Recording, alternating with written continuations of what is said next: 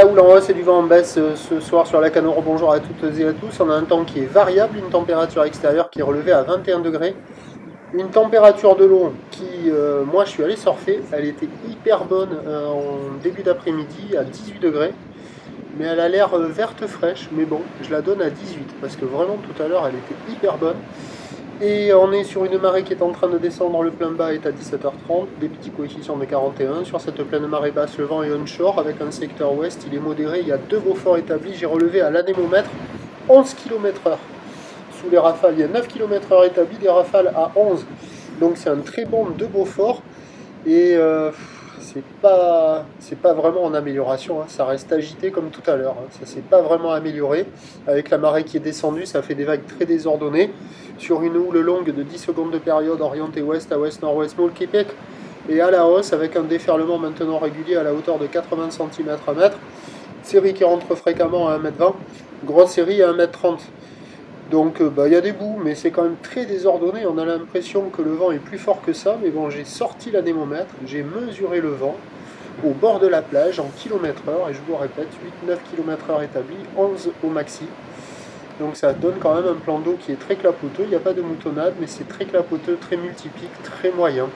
Il y a quand même des bouts, vous voyez par exemple cette droite au large là-bas, qui arrive à dérouler. Il y a des vagues au bord. Là où il y a le plus de gens, c'est les vagues au bord. Dans le courant, assez aléatoire, la zone de déferlement est imprécise, la barre est facile à franchir. Les vagues sont moyennement sélectives, à réserver pour des surfeurs confirmés, avec un drapeau qui est quand même assez tendu.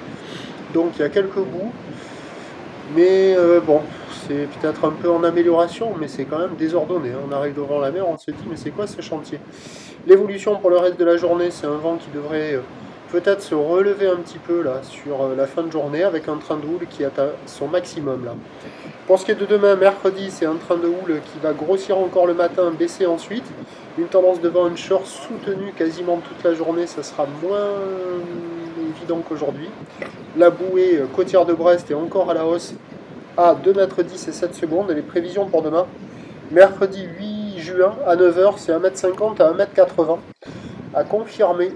Ça peut peut-être être un peu plus petit que ça vu la taille sur la bouée.